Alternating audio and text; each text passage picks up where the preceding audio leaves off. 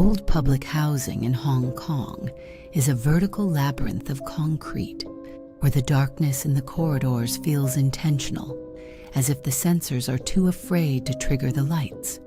If you are standing alone in the elevator right now, don't look at the doors, but watch the steel reflections beside you, because some things only reveal themselves in the shadow of a silhouette.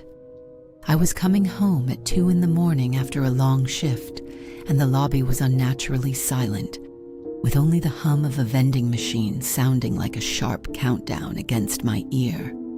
I stepped into elevator number 3, and as the door slid shut, a suffocating scent hit me like wet tissues mixed with expired sour baby powder.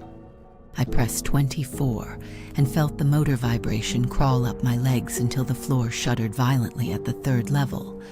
The lift jerked to a halt, and the doors opened to a corridor of absolute void, where not even the emergency lights dared to glow. A draft colder than any air conditioner drifted in from the deep hallway, and I frantically mashed the close button.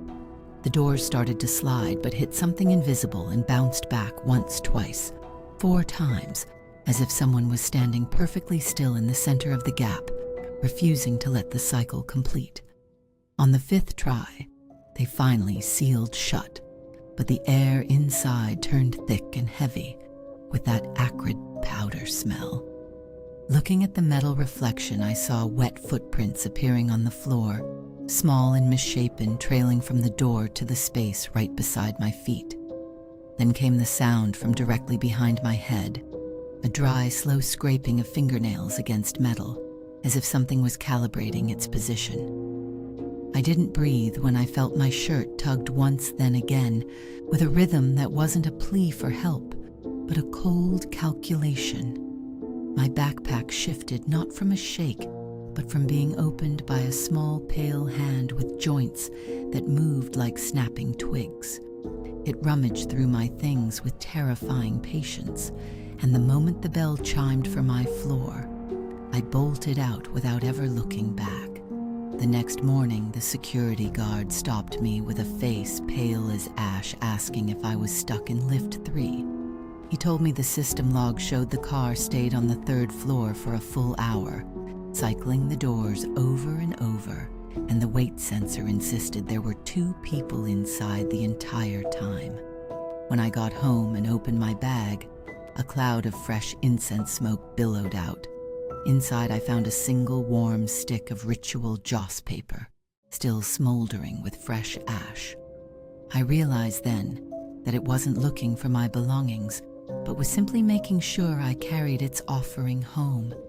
If you are in a lift right now and smell that faint sour powder, do not look down, because you really don't want to see what is currently being slid into your pocket. Still feeling that weight in your jacket?